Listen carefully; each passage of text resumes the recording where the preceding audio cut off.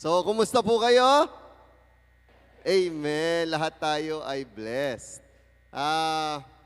Kung may katabi kang tatay, sabihin mo sa kanya, Happy Father's Day. Dagdagan mo, ang pogi mo ngayon. Yan. Okay. Nice one. Sige po, makakaupo po tayo. Marami pa po nakaupo sa likod. Sayang naman po, marami pa pong upuan dito sa harapan.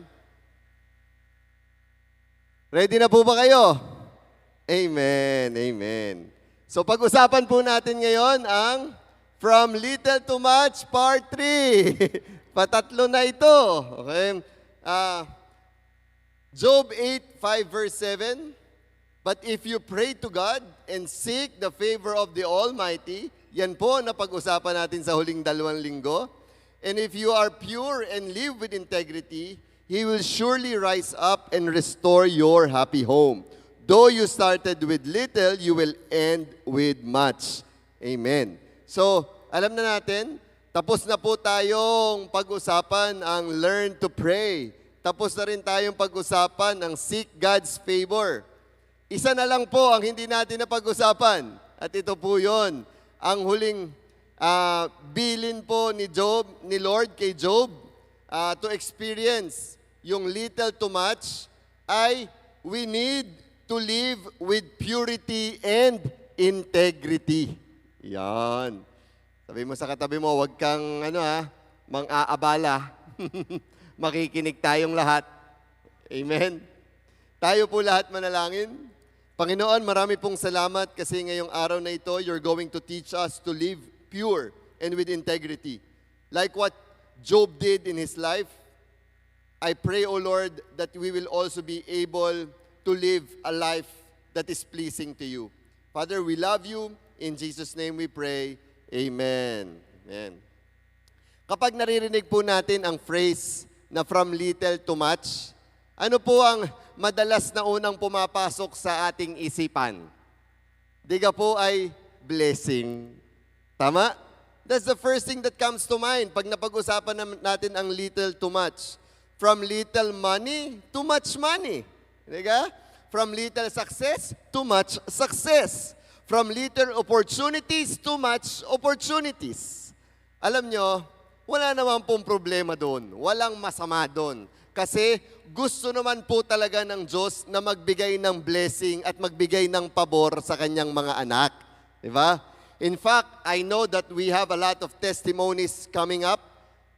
Marami na po, I think, sa ating mga kasama dito na nag-intay ng matagal para makapasok sa DepEd. At biyaya ni Lord, may mga nakapasok na po sa DepEd ngayon. Diba? Praise God. Yung sabi ko nga sa inyo, diba? Sabi nga daw ng aking lolo, alam nyo na ho yun? Yain na daw na maitim, basta may item. Huwag niyong kakalimutan yun. Okay? Alam nyo, wala po talagang masama because God gives favor. Kaya nga sa last 2 weeks natin, natutunan natin na kailangan nating manalangin. Natutunan natin na kailangan nating hanapin ang pabor ng Diyos because we want to receive much. And kung titingnan po natin, habang pinag-aaralan po natin ang Job 8, verse 5 to 7, makikita po natin na meron pa pala pong isang uri ng much na mas mahalaga kaysa sa material blessings. Meron pa po, Pastor? Meron pa po. At ano po yon? Ito po yon. Hindi lamang po gusto ng Diyos na dagdagan ang meron tayo, mas gusto po ng Diyos na baguhin kung sino tayo. Amen? Diyan po mas nagfo-focus ang Panginoon. God is very much willing to give blessings to us, very much willing to give favor to us. For what reason? Para mas lumapit tayo sa Panginoon. Para mas makilala natin ang Panginoon. It will be a different path for you na kapag pinagpala ka ng Panginoon ay lalo kang lumayo sa Panginoon, mamumroblema tayo niyan. Di ba? Kaya pag tumatanggap tayo ng blessings, ang unang-unang dapat pumapasok sa isipan natin, ay para ito mas lalo akong sumamba at para mas lalo akong magmahal kay Lord. Amen? Ayan. Ang ultimate goal po ng Diyos ay hindi lamang maging blessed tayo. Ang ultimate goal ng Diyos ay mas maging katulad tayo ni Kristo. Amen? Sa madaling salita, ang from little to much po ay hindi lamang tungkol sa pagdami ng ating natatanggap na blessings at favors. Hindi po iyon doon. Ito rin po ay tungkol sa pagbabago ng buhay natin from glory to glory. That is what is about from little to much. Yung ang ating buhay na babago sa pabanal ng pabanal. Amen? Di ba? Mula sa dating tayo, patungo sa taong nais ng Diyos na maging tayo. That should be the direction of our lives. Ang tanong, papaano tayo mamumuhay ng pure at full of integrity to experience much of God? Yan po ang pag-uusapan natin ngayon sa biyaya ni Lord. Sa buong book po ni Job, makikita po natin ang mga bagay na ginawa at pinagdaanan niya na nagpatatag sa kanyang pananampalataya at humubog sa kanyang karakter. Si Job po ang best example ng purity and integrity. Si Job po kasi ay hindi po naging matatag dahil wala siyang problema. Si Job naging matatag dahil dumaan siya sa matinding problema. Diba? Yun ang maganda. Kaya kapag dumadaan ka ngayon sa matinding problema, ay huwag kang mamroblema. Bakit? Kasi pagkakataon ito ng Panginoon para bigyan ka ng pagkakataon na mas maging pure at mas maging malalim sa Kanya. Diba? Amen. Naging matatag po si Job at natuto siyang mamuhay ayon sa kalooban ng Diyos kahit sa gitna ng pinakamabigat na problema ng kanyang buhay. Hindi ko alam kung alam niyo yung storya ni Job pero magkukwento po ako ng kaunti. Si Job po ay isang faithful na tao at faithful sa Panginoon. At hindi lang po siya basta faithful. Grabe po ang blessing ni Job. Talagang pinagpala. In fact, kung babasahin niyo po yung Job chapter 1, nag-meeting po ang mga heavenly people sa langit. At dumating ho doon si Satanas. At ang tinanong ni Lord si Satanas, saan ka galing? Sabi ni Lord. Ang sagot ni Satanas, nagpauli-uli ho sa mundo at naghanap ng mga tao, tiningnan, inobserbahan. Ang sabi ni Lord, nakita mo si Job? Yun ang sabi ni Lord nakita mo si Job? Tinanong niya kasi talagang blessed si Job talagang faithful, alam na alam ni Lord. Alam niyo, sabi ni Satanas, kita ko ho, kaya naman ho faithful sa inyo ang kamay at ang protection niyo nasa Kanya. Alisin niyo kaya, tingnan natin kung ang taong yan ay magiging faithful pa rin sa inyo. Yun ang nangyari. At alam niyo, sabi ni Lord kay Job, sige, basta wag mo lang siyang papatayin. Diba? And what happened? Naubos ang ari-arian ni Job. Naubos sa loob ng isang araw. Imagine nyo yun? Sa loob ng isang araw, lahat ubos. At hindi lang po yun. Pati mga anak ni Job na kumakain dun sa bahay ng kanyang kapatid, naubos, namatay din lahat. Sabi ko, grabing pagsubok naman yon. Ang itinira lang buhay ni Job, inubos lahat. Sabi ko, matindi. At magugulat po kayo. Nung nalaman ni Job ang nangyari, ito ang kanyang sinabi. Job 1 verse 21. Tingnan po nating lahat at ito'y ating basahin. Ang sabi ni Job, he said, I came naked from my mother's womb, and I will be naked when I live. The Lord gave me what I had, and the Lord has taken it away. Praise the name of the Lord. Imagine nyo yun. Kaya pa niyang purihin ang Panginoon. Di ba? Nasabi pa niya na pinupuri kita, Lord. Ikaw ang nagbigay, ikaw rin ang kumuha. You have all the freedom and I still praise you. Tayo, nalugi lang sa negosyo. Lord, bakit mo ako pinabayaan? Di ba? Yung jowa mo, nakita mo, may iba ng jowa. Ah! Lord! Lord ka pa ba? Di ba? Ganon. Hindi ka lang nabigyan ng 1.5 ng teacher mo, nagre-reklamo ka na. Di ba, Lord, ikaw pa rin ba yan? Nandyan ka pa ba, Lord? Lagi naman ako uma-attend. Di ba? Alam mo, dumadating tayo sa ganung punto ng buhay. Pag may problema, nalilimutan natin na pasalamatan si Lord dahil lahat naman ng mga pinagdaanan natin galing din sa Panginoon. Amen? Di ba? Ito po ang kailangan nating matutunan ngayon. Higit sa anumang blessing. Ano po? Ang hindi lang tayo maging blessed, kundi ang mas maging matatag sa Panginoon. That is the thing that we need to learn. Kaya sabihin mo sa katabi mo, maging matatag tayo kay Lord. Sagutin po natin ang tanong, how to live with purity and integrity. Makukuha din po natin yan sa verse ng Job. Ito po ang sabi ni Lord kay Satan. Okay? Job 1 verse 8. Then the Lord asked Satan, have you noticed my servant Job? He is the finest man in all the earth. Yung sinasabi ko sa inyo kanina. He is blameless. A man of complete integrity. And gusto kong tingnan nyo yung huling sinabi ni Lord. He fears God and stays, sabay-sabay natin basahin. He stays away from evil. So kaya pala po si Job nakapamuhay ng may integridad at ng may purity, it's because of two things. Dalawang bagay. Yan po ang ating pag-uusapan ngayon. Okay? Unang bagay na ginawa ni Job. Number 1, he feared God. Diba? Job 1:8, he fears God. Ang sekreto ni Job ay he was God-fearing. Huwag nyo nang paghanapan ng iba. Bakit nakapagpuri pa si Job kahit sa gitna ng problema? Kasi God-fearing siya.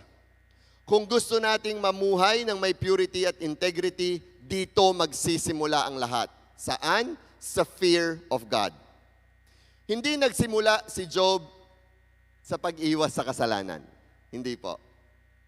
Hindi rin po nagsimula si Job sa pagiging mabuting tao. Wala pong na-mention na gano'n. Okay? Nagsimula po si Job saan? Sa tamang pagtingin niya sa ating Panginoon.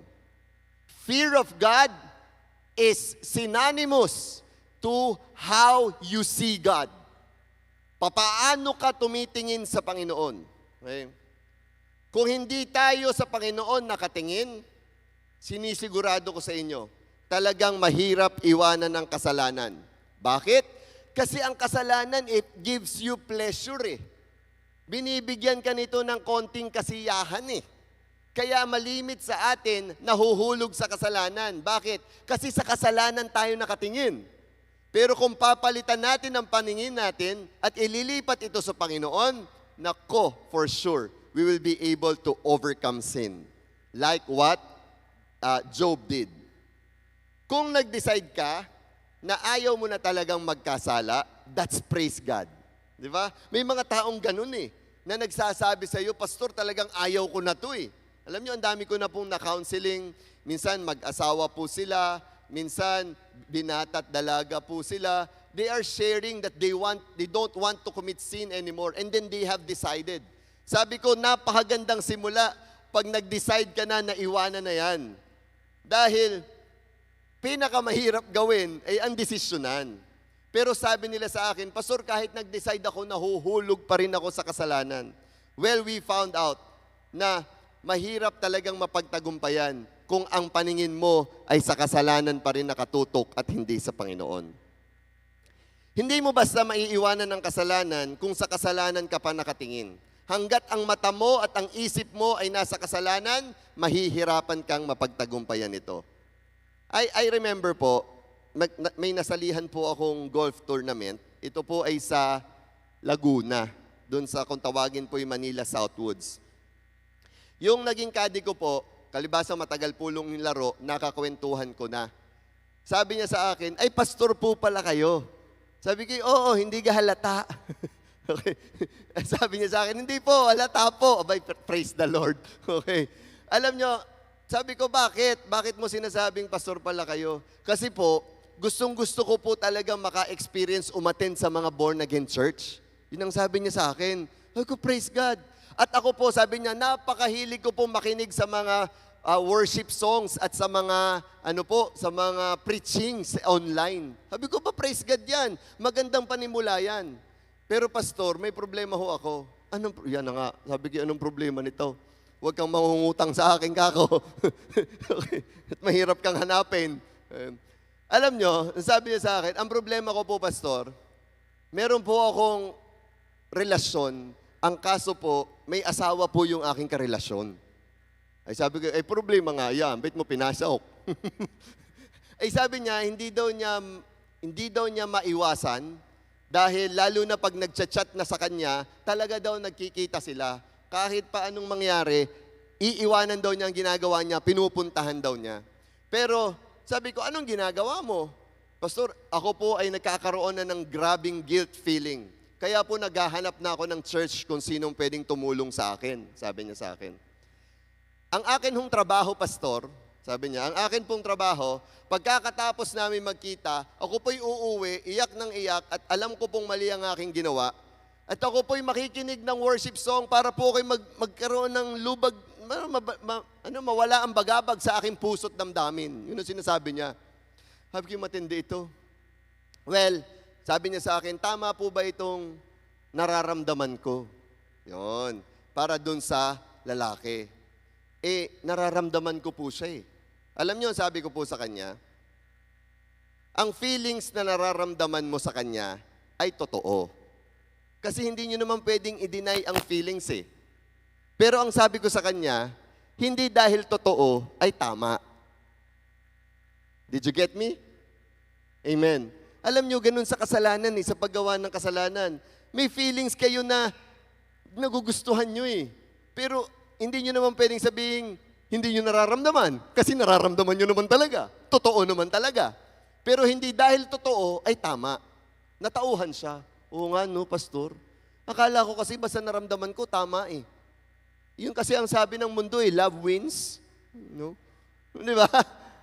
Sabi ko, hindi. It does not mean na you feel it. It's right. Di ba? Pag naramdaman mo, kahit pa naramdaman mo yan, kung mali yan, hindi dapat. Sabi niya, anong dapat kong gawin, pastor?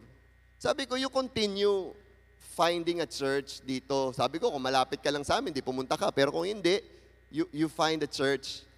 Tapos sabi niya, pastor, pwede ko bang ipagpatuloy yung ginagawa ko? Na pagkakatapos sa amin magkita nung jowa ko, makikinig lang ako ng preaching. Sabi ko, pambihira ka naman. Ginagawa mo namang convenience si Lord. Alam mo yun? Pag nagigilty ka, hahanapin mo si Lord. Pag wala na yung guilt, magkakasala uli. Paulit-ulit lang tayo. Sabi niya sa akin, ano pong dapat kong gawin? Well, I told her, para makaiwas ka sa kasalanan, kailangan palitan mo ang iyong paningin. Okay? Look unto Jesus. Huwag mong tingnan yung kagandahan lalaki nung lalaki. Kako. Ang tingnan mo yung kagandahan ni Lord. Diba? Ang totoo, hindi tayo makakaiwas sa kasalanan kung hindi natin kayang irespeto ang kabanalan ng Diyos. Tama ba? Diba? The fact that she continues committing that sin, that means she is not respecting God's holiness. Ano ba talaga ang ibig sabihin ng fear of God? Ano ba ho talaga ang understanding natin ng fear of God? Yan po ang aking tanong. Hindi po ibig sabihin, nang takot ka kay Lord, na si Lord ay parang may hawak na pamalo na nandyan lang sa langit, na pag ikay nagkamali, ikay papaluin. Dapat alisin mo sa isip mo na ganun ang takot sa Lord. Hindi ganun. Kasi minsan, ang picture po natin kay God ay parang ang principal. Ngayon, yung naikot sa school, naghahanap ng sino kaya din ang masususpended at mapapatawag ang magulang. At yun pag nakikita natin ang principal, tahimik agad ang klase eh, ano. Hindi ganun dapat ang pagtingin natin kay Lord. Ang fear of God ay hindi dapat terrorism feel. Hindi dapat ganun ang feeling, yung parang terorista si Lord. Okay? Ano ba ang fear of God? Fear of God is reverence, it is honor, it is respect. Yun ang fear of God. Alam mo, gumagalang ka, ino-honor mo, nire-respeto mo ang ating Panginoon. Ito yung punto na sa buhay mo, mas mahalaga sa iyo kung ano ang tingin ng Diyos kaysa sa tingin ng tao. Yun na ang iniisip mo. That's fear of God. Ano ba ang gusto ni Lord? Ano ba ang tingin ni Lord? Yun ang binibigyan mo na importance. Not how the people sees you. It's how God sees you. Mas importante sa iyo kung anong sasabihin talaga ni Lord kaysa sa sasabihin ng Facebook. Di ba? Minsan ganun tayo eh. At mas mahalaga ang approval ni God kaysa sa approval ng tao. Yan ang fear of God. Proverbs 9 verse 10, ang sabi doon, fear of the Lord is the foundation of wisdom. Amen? Pansinin nyo, hindi sinabi na ang fear of the Lord ay hindi sinabi na na intelligence. Okay? Na hindi sinabi na ang fear of the Lord ay education. Hindi sinabi na experience. Ano daw ang foundation ng wisdom? Ito daw ay fear of God. Ang tunay daw na taong may wisdom ay hindi yung matalino, hindi yung edukado, hindi yung may experience. Ang tunay na taong may wisdom, yung may takot sa Panginoon. Amen? Diba? Kaya may mga taong matatalino, tingnan nyo, sablay ang buhay. Diba? Naalala ko lagi kaming mag-asawa binabalikan namin yung aming mga high school lives. Diba? Lagi kami nagkukwentuhan yan. Sabi ko, bakit yung mga kabatch natin, yung mga babae na matatalino, na may mga itsura, bakit ang mga napipili ng yung mga lalaki, mga sablay sa buhay? Diba? Sabi ko nga, hindi kasi kailangan talino, ang kailangan wisdom. Diba? Kaya asawang nandito, tingnan mo yung asawa mo na lalaki, di ba? Father's Day eh. Sabihin mo sa kanya, buti na lang, may wisdom ako. Siya ang napili mo eh. Di ba? Amen.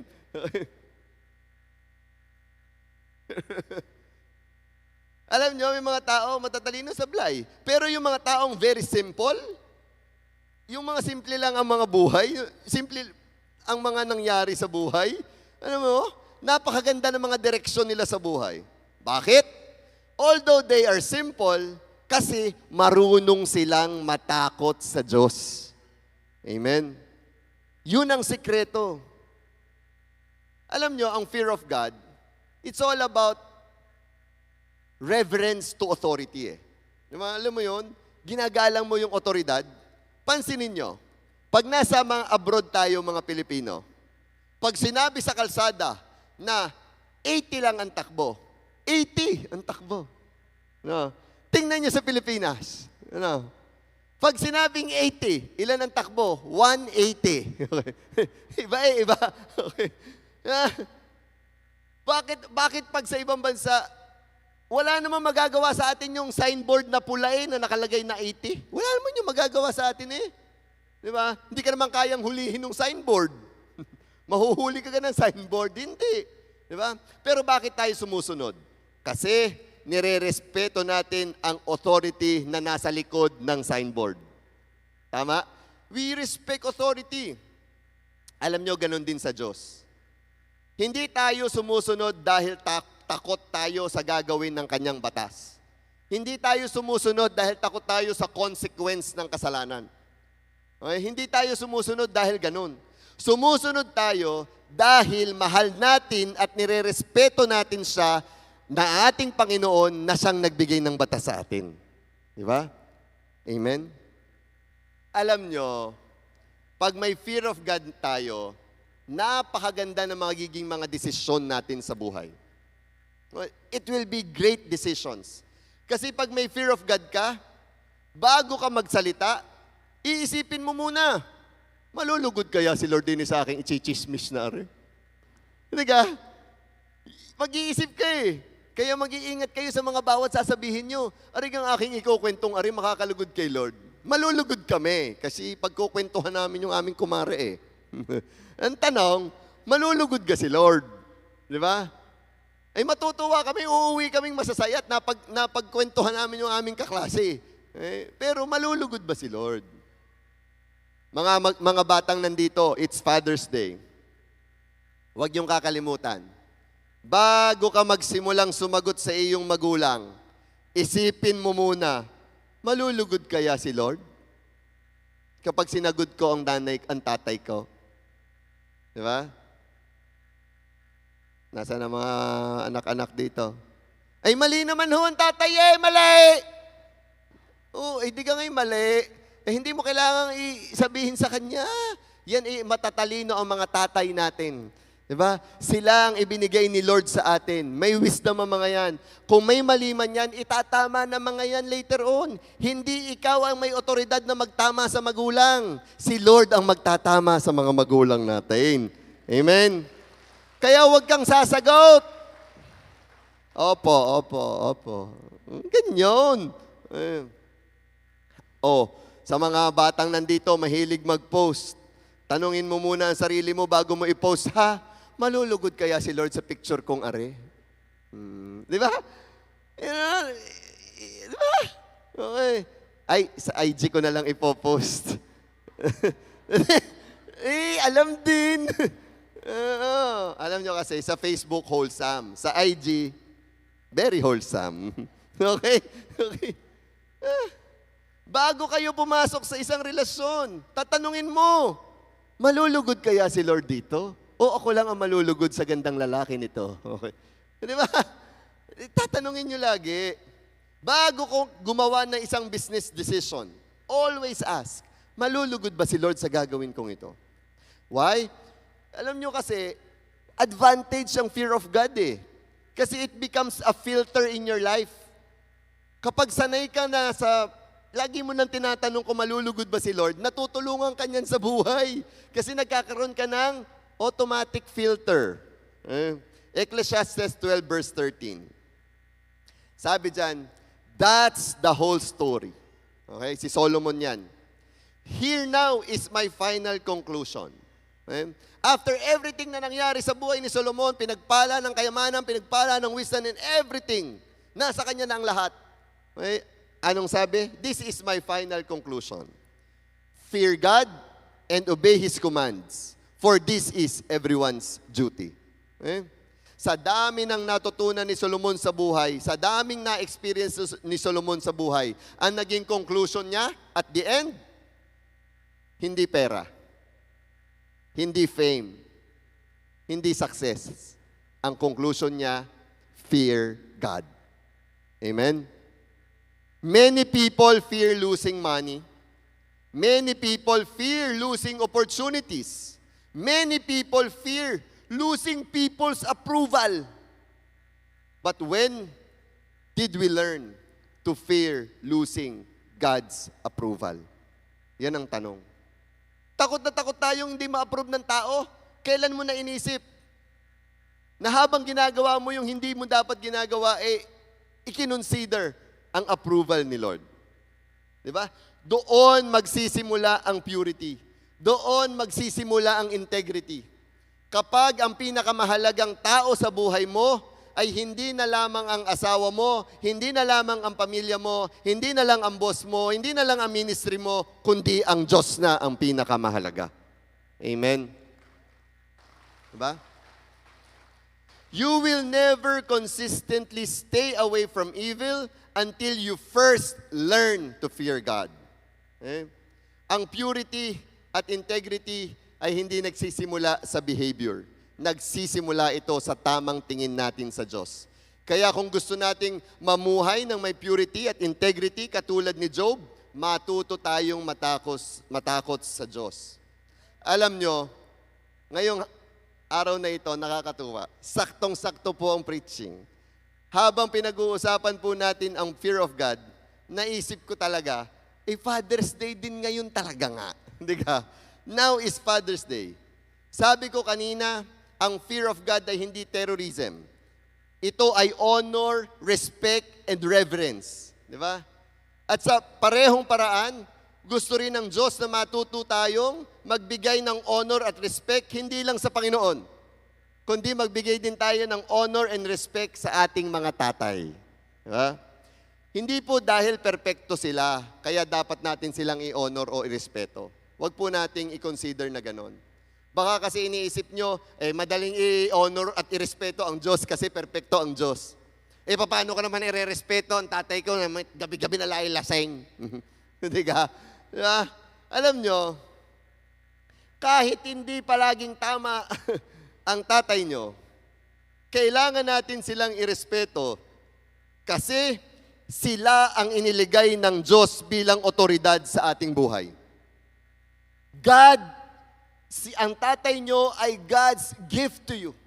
Yan, binigay ng Diyos yan sa inyo. Si Lord ang naglagay sa atin, sa kanilang buhay, at siya sa ating buhay. Hindi natin pinili ang ating magulang. Sino ang pumili sa ating mga magulang? Si Lord. God gave our parents to us. Kaya sabi ni Lord sa Ephesians 6,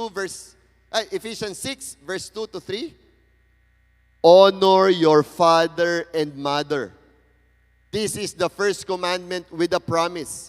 If you honor your father and mother, things will go well for you, and you will have a long life on earth. Diba? Baka kaya hindi umaayos ang buhay dahil hindi ayos ang pagtrato mo sa iyong magulang. Diba? Consider that.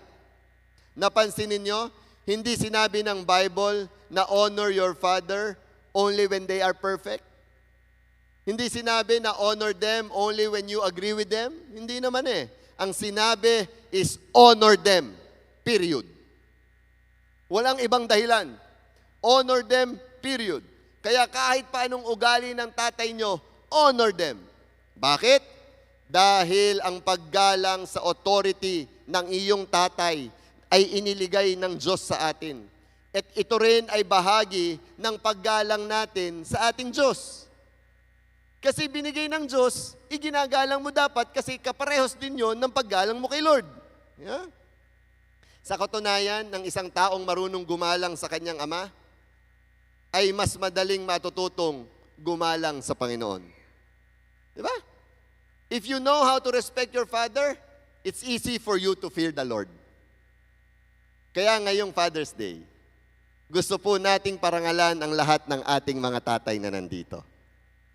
Amen? Palakpakan po natin ang ating mga tatay. Hindi po sila perfect. Don't get me wrong. Hindi po talaga. Kami, mga tatay, hindi po kami perfect. Although, kami po ang ginamit ng Diyos upang gabayan, turuan, at hubugin ang mga anak. Para naman po sa mga tatay na nandito, tandaan po natin ito. Ang isa sa pinakamagandang pamana na maiiwan po natin sa ating mga anak ay hindi lamang po kayamanan, hindi bahay, lupa, negosyo, pera o pangaral. Hindi. The best thing that we can leave to our children ay yung halimbawa ng isang taong may takot sa Diyos at lumalayo sa kasamaan. Amen? That's the challenge sa mga tatay na nandito. Mas mahalaga po ang isang amang may takot sa Diyos kaysa ang isang amang maraming pera pero wala naman integridad. Diba? I'd rather love my father who fears the Lord. Kaya mga tatay, pwede po ba tayong tumayo ngayon? Can we all stand up? The tatays who are here today. Tayo po tayo. Happy Father's Day po sa inyong lahat. And may I invite every father na pumunta po dito sa harapan para po tayo ay makita at ma-recognize ng ating mga kasama dito sa church. Hindi po pwedeng mga nanay lang ang pupunta din sa una. Pati mga tatay din. Akyat na po kayo sa stage. Akyat na po kayo. Akyat na. Akyat na po. Akyat na.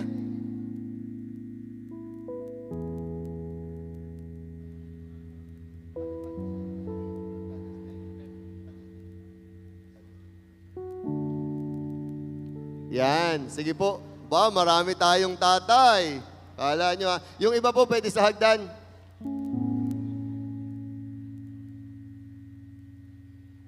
Ang iba po pwede sa hagdanan.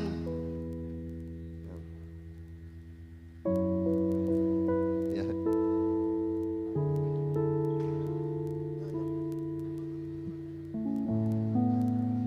Oh, ang dami pa oh. Nice. Hindi na ako kita, naririnig nyo naman ako eh. Ano?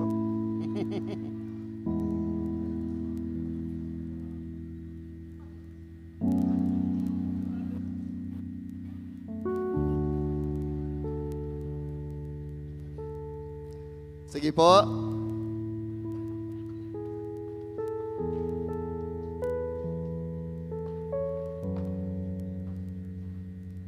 Sige, magsimula na kayo.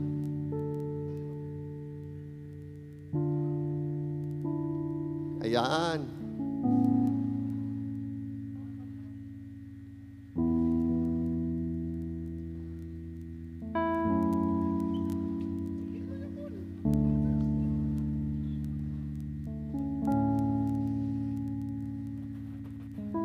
Okay lang po. Habang binibigyan po ang mga fathers ng konting regalo, mga anak, mga asawang nandito, huwag nating kakalimutan, ang mga tatay nating to, busy to sa pagpupundar ng ating pamilya. Laging pagod, laging iniisip kung paano magpo-provide sa family. At higit sa lahat, nagmamahal sa kanilang mga asawa at kanilang mga anak. They all deserve to be celebrated today. Di ba? Kaya palakpakan po natin mga anak, mga nanay na nandito, ang ating mga tatay. Sa'yo at kung maubos ang tinig di magsisisi. Let us celebrate our fathers. Narinig mula sa labi ko. Salamat,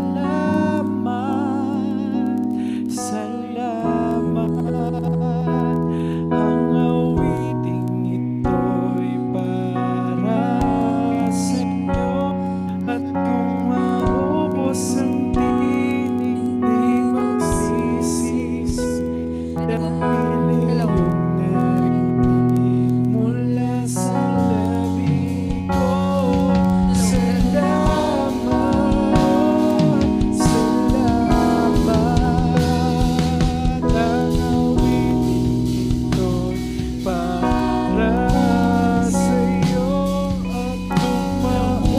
Taas po ang kamay nang wala pa po.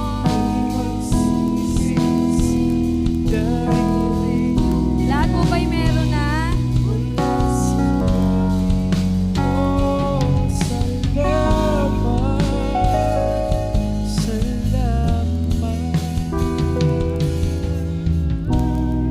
Wow. Happy Father's Day po mga dakilang tatay. Palakpakan po natin si Lord sa buhay po ng ating mga tatay. Let's pray for them. Let's stretch our hands towards them and let's pray. Father, we thank you po dahil biniyayaan mo po ang J1 Rosario family ng napakabubuting mga tatay, hindi dahil sa kanilang sariling gawa, kundi dahil sa biyaya mo, our good Father. Lord, we honor you through their lives. Salamat, Lord, sa kanilang mga pagpapagal. Salamat, Lord, sa kanilang mga prayers, sa kanilang mga anak. Salamat for using their lives para maakay ang kanilang mga anak palapit sa iyo. And Lord, we pray, mas palawakin mo pa po ang kanilang sphere of influence. Pagpalain lahat ng works of their hands. Establish the works of their hands. Truly, yung mga little sa buhay nila ay paparanasin mo ang much for your glory alone. Thank you, Lord. Pagpalain mo din, Panginoon, ang kanilang mga pamilya, kanilang asawa at mga anak. And let their lives glorify your name at hayaan mong maging modelo sila ng men of God na may fear of you. We love you, Lord. We honor you. In Jesus' name we pray. Amen. Happy Father's Day po. Picture po.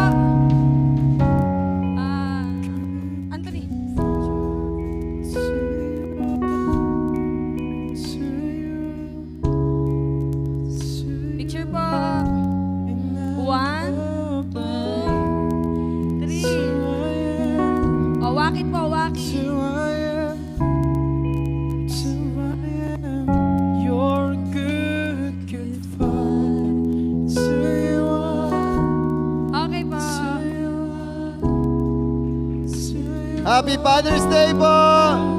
God bless you po! Makakabalik na po tayo sa ating upuan.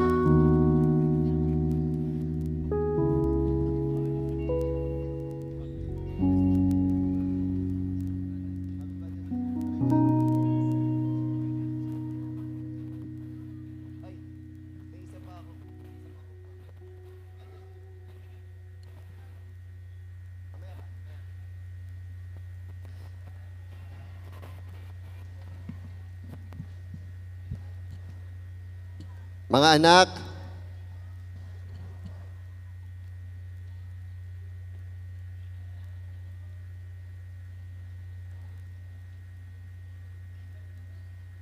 honor your fathers and honor your mother. Ayan, sige, habang umuupo po ang mga tatay, tutuloy ko na po. Dalawa po ang pag-uusapan natin. Isa pa lang po iyon. Ayan. So, to live pure and with integrity, we need to fear God. Another thing na ibinilin po sa Job 1 verse 8, at sinabi na ito ang karakter ni Job, ay he fears God and stays away from evil. Magkaiba po ang fear God, magkaiba ang stay away from evil. Hindi po sapat na matakot tayo sa Diyos. Hindi talaga sapat. Yung takot lang, hindi sapat. Kailangan natin na matutunang lumayo sa kasamaan. Pansinin niyo po ang verse. Hindi lang po sinabi na si Job fears God. Sinabi din na he stayed away from evil. Ibig sabihin po, may ginawa si Job. Action word po iyon. May pagkilos. It's not just you fear the Lord, you need to do something about that fear of God. You need to act on it. Okay? Ang paglayo sa kasamaan ay hindi pwedeng isip lamang. Kung ilalayo po tayo sa kasamaan, kailangan meron tayong gagawin. Kasi si Job po, may mga bagay siyang iniwasan, may mga lugar na hindi pinuntahan, may mga gawain na hindi na niya sinamahan, at mga desisyon na hindi na niya piniling puntahan pa. So, ano po ba ang ibig sabihin ng stay away from evil? Hindi lang po ito tungkol sa pag-iwas sa malaking kasalanan. Hindi lang ito tungkol sa pag-iwas sa pagnanakaw, sa pangangalunya, sa pagpatay, sa pagsisinungaling. Hindi lang yan ang ibig sabihin ng stay away from evil. Ito ay tungkol sa paglayo sa anumang bagay na maaaring maglayo sa atin sa Diyos. Amen? Nandyan pa po ba kayo? Amen. Okay. Marami sa atin nahihirapan lumayo sa mga bagay na dapat layuan kasi maliit lang ang tingin natin dito. Kaya hinahayaan na lang natin. Kunti lang naman, pastor. Hindi naman tong grabe. Mas matindi yung ginagawa ng iba. Alam mo yun, may mga ganong moment eh. Alam nyo, halatang halata po sa atin kung papaano natin maliitin ang kasalanan. Sa anong paraan? Sa paraan ng ating pagtatanong. Tingnan nyo. Minsan kasi, ang mga tanong sa akin, Pastor, kasalanan po ba ito? Ayun, tinatanong ako, Pastor, ari ka pong gagawin ko'y kasalanan. At least nagtanong, ano? Alam nyo, hindi na dapat yung tinatanong. Iniiwasan na laang. Bakit? The fact na nagtanong ka, alam mong may mali. Di ba? May Holy Spirit tayo eh, may konsensya tayo eh, na nagsasabi. Kaya alam mo eh, there's something in you that it's wrong. That's why you're asking. Pag nagsimula ka ng magtanong kung kasalanan ba ito, huwag ka nang magtanong. Ano? Pag nasa isip mo, immediately, huwag mo nang gawin. Dahil alam ko at alam mo rin na kasalanan yun. Diba? Ang dapat na tanong ng taong gustong mamuhay ng may purity at integrity, ito. Imbis na ang tanong mo'y kasalanan ba ito, ito dapat ang tanong mo. Ilalapit ba ako nito sa Diyos o ilalayo? That should be your question. Ito bang gagawin kong ito? Ilalapit ako kay Lord o ilalayo ako kay Lord? Kapag ilalayo ka kay Lord, ay di alam mo na. Diba? Alam nyo, minsan may nagsasabi pa, Pastor, hanggang saan po ba talaga? Para malaman ko bago ito maging isang kasalanan. Alam niyo yun? Hinaanam niya yung limit. Ang tanong na iyan ay i-compared natin sa isang taong nagdadrive. Ang tanong sa iyo, pag ako nasa tabi ng bangin, gaano ka kadikit sa bangin bago ako mahulog? Ganun ang tanong eh. Yun ang kakumpara noon. Yung tanong kung kailan malalaman kung kasalanan na o hindi pa. That's the same question. Alam nyo, ang taong matalino, hindi nagtatanong kung gaano siya kalapit sa bangin. Ang taong matalino, lumalayo na kaagad sa bangin. Amen? Diba? Huwag mong tanongin kung gaano kalapit. Lumayo ka na lang agad pag alam mong bangin. Ganon din ang kasamaan. Okay? Ang goal natin ay hindi makita kung gaano tayo kalapit sa kasalanan nang hindi magkakasala. Hindi yun ang goal. Ang goal natin ay lumayo sa anumang maaaring makasira sa ating relasyon kay Lord. That's our goal in life. Lumayo na agad. Naalala ko nung mga uuna-una kaming nagdadrive eh. Alam mo yun, pag medyo hindi ka pasanay, pagka papunta ng Tagaytay, ayaw dumaan dun sa Talisay. Diba? Huwag na tayo lumayo doon. Ari na lang sa Pabatangas. Naikot pa ng Lipa para makarating ng Batangas at ayaw dumaan dun sa Ibaan at dun sa Sigsag. At delikado nga doon at may bangin. Sabi ko, magaling pa yun at nagdesisyong wag. Diba? Ganun eh. Ang goal natin ay hindi tayo mapalapit sa kasalanan. No? At saka tayo iiwas. Ang goal natin ay makalayo na agad sa anumang makakasira sa ating relasyon kay Lord. Whatever we're doing, na alam nating makakalayo, iwasan na agad natin. Yeah? Kasi ang linaw ng bilin sa Proverbs 4 verse 14 to 15 eh. Nakakatuwa talaga ang Biblia. Ang linaw-linaw. Ang sabi dyan, don't do as the wicked do, and don't follow the path of evildoers. Don't even think about it. Don't go that way. Turn away and keep moving. Pansinin niyo yung mga salitang ginamit. Di ba? Doon sa verse, don't do it. Di ba? Don't even talk about it. Don't follow it. Don't go that way. Turn away. Keep moving. Lahat ng bilin, huwag mong gagawin. Di ba? Kaya huwag kang pumunta doon sa lugar na yun. Kasi pag nandun ka sa lugar na yun, doon napakataas ng chance na mahuhulog ka. Di ba? Bakit nahulog? Bakit nalunod si Butterbon niya? Nagpunta sa dagat. Kung hindi nagpunta sa dagat, hindi nalunod. Guhan niyo ako? Ganun din sa kasalanan. Bakit nahulog sa kasalanan? Nagpunta sa kasalanan eh. Hindi sinabi ng Bible na pag-aralan mo muna. Hindi sinabi ng Bible na tikman mo muna. Hindi rin sinabi ng Bible na subukan mo muna. Di ba? Ang sabi agad ng Bible, malinaw. Don't do it, turn away, keep moving. Why is this important? Bakit mahalaga itong aking sinasabing ito sa inyo? Dahil ang kasalanan ay bihirang magsimula sa malaking pagbagsak. Kadalasan nagsisimula ito sa maliliit na compromise. Maliit na kasinungalingan, maliit na pagtatago, maliit na paglabag, hanggang nasanay na ang puso. Alam din ng Bible yan. Sabi sa Song of Solomon 2 verse 15, catch all the foxes, those little foxes, before they ruin the vineyard of love. Diba? Yung maliliit na yan, yan ang delikado. Diba? Yung paunti-unti na yan, yan ang delikado. Naalala ko ng mga kabataan kami, nung dinidevelop pa natin itong mga kabataan, mga ngayon, mga AP na. Lagi kami may bilin sa mga yan. Kung maaari kayong makaiwas mga babae kako na umangkas sa motor, ay umiwas na kayo. Dahil nasa bingit na kayo ng kadelikaduhan. Di ba? Dahil nandun na agad eh. Kaya sabi ko, mag-ingat na agad kayo doon. Dahil sabi ko, sa sexual sin, mahirap pag ang isang lalaki at isang babae magkaangkas kung ano-anong mga nagdidikit-dikit sa mga katawan.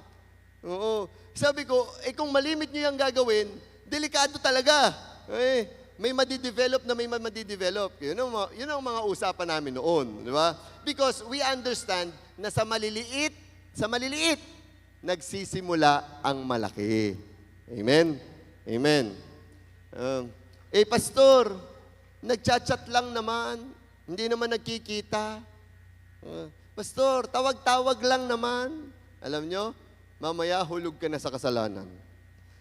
Kahit pa iniisip mo na konti lang yan, lulubog din yan. Ganon po ang kasalanan. Nagsisimula sa pakonti-konti at mamaya hindi ka na makakawala. Maraming tao lagi ang nagtatanong hanggang saan ang pwede. Pero ang mas magandang tanong, ano ang dapat kong layuan para mas mapalapit ako sa Diyos? That's the right question. Yan ang tanong ng taong gustong mamuhay ng may purity at integrity. Remember this. You cannot consistently walk toward God while continuously walking toward evil. Okay? Hindi makakatuloy ang iyong paglapit, ang iyong paglakad sa Panginoon kung habang patuloy rin naman ang paglakad mo sa kasalanan.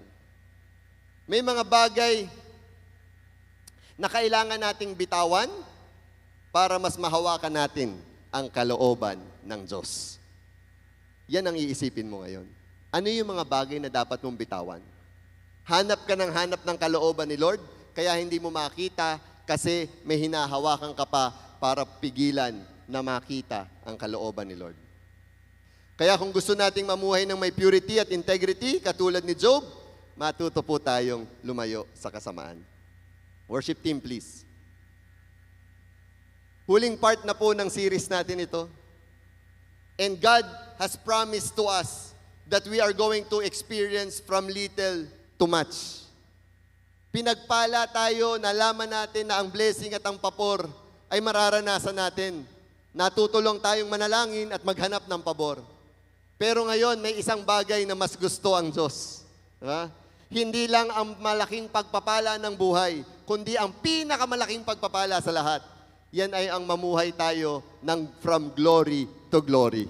Amen? Ang layunin ng Diyos ay hindi lamang baguhin ang ating sitwasyon, kundi ang layunin niya ay ang baguhin ang ating pagkatao. Nakita natin to sa buhay ni Job. He feared God and he stayed away from evil. Stayed away from evil. Ito ang uri ng buhay na nagbigay kay Job ng katatagan sa gitna ng kanyang mga pagsubok. Mas magiging matibay po tayo once we are able to fear God and stay away from evil. Ang tunay na match ay hindi lamang mas maraming blessing, ang tunay na match ay mas maraming kabanalan, mas matatag na karakter, mas malalim na relasyon sa ating Panginoon. Amen? Can we all stand up, please?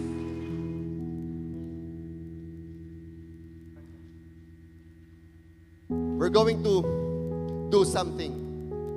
Before we pray,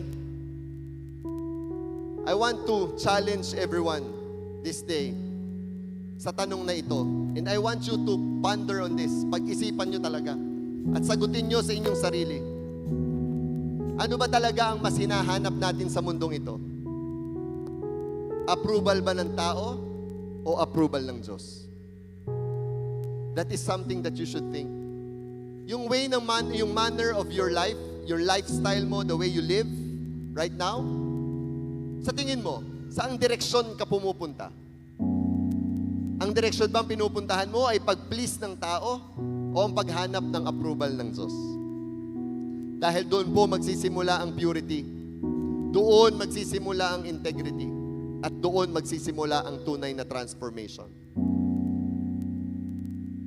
Let us pray. And as you pray, make sure you surrender everything to God today. Ikaw na nandito, alam ko meron kang gustong baguhin sa sarili mo. Alam ko meron kang kasalanan na gustong ilapit sa Panginoon na hindi mo mapagtagumpayan. One thing that you can do today, one thing that you can do, ilipat mo ang paningin mo sa Panginoon. Gawin mong panalangin araw-araw ng buhay mo. Sabihin mo, Lord, tulungan mo akong matakot sa iyo higit sa anumang bagay. Teach that to yourself. na kaya mong sabihin sa Panginoon yun, na mas gusto kong matakot sa iyo kaysa sa anumang bagay. Na Lord, tulungan mo akong mas hangarin ang iyong approval kaysa approval ng tao. That should be our prayer. And as you're closing your eyes right now, say things like that to the Lord.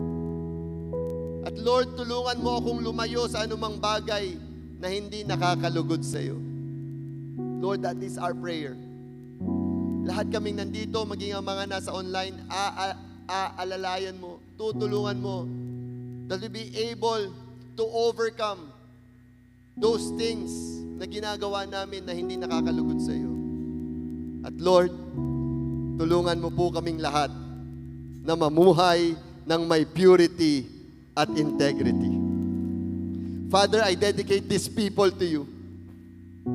Simula ngayong araw na ito, Lord, magsisimula na kaming matakot sa iyo at lumayo sa gawa na hindi nakakalugod sa iyo. Father, I pray that you are going to bless each one of us today ng little to much. Hindi na po kami magkukulang sa anumang pagpapala at pabor. At higit sa lahat, hindi kami magkukulang sa paglugod sa iyo, Panginoon.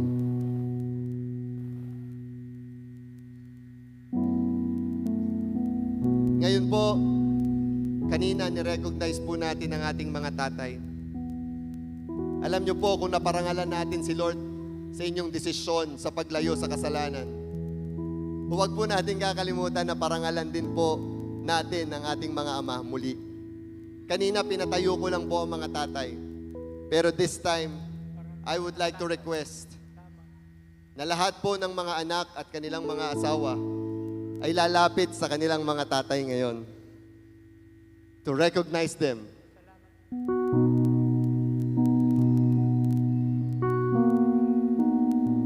Ginagamit po ng Diyos ang mga magulang natin, ang mga tatay natin. Oo, para disiplinahin tayo. Pero ginagawa nila yon dahil mahal na mahal nila tayo.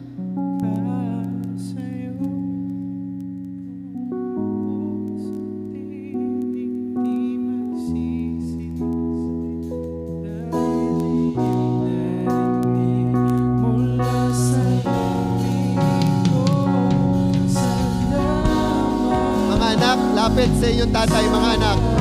Lapit sa inyong mga tatay. Mga anak, go to your fathers.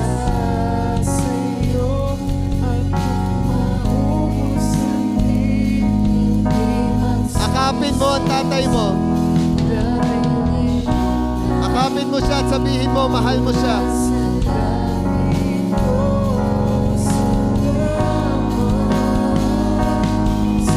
Lapit kayo, mga anak. Go to your fathers.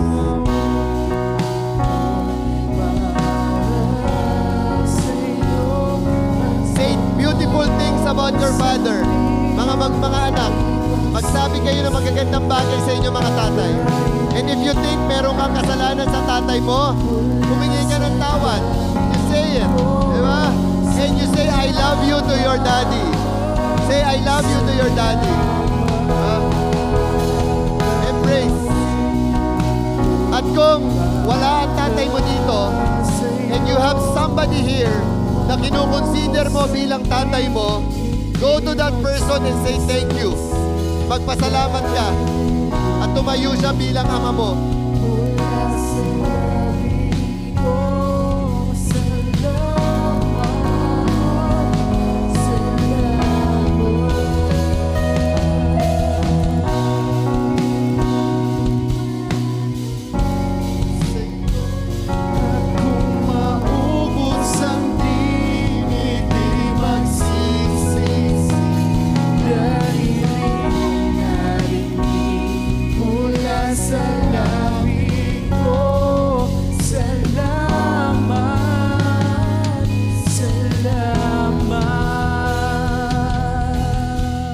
Thank you, Lord. Father, marami pong salamat sa buhay ng mga tatay namin nandito. Ang dalangin ko po, that they will have a very great relationship to you first. And then, to their families. I dedicate them to you. In Jesus' name we pray. Amen.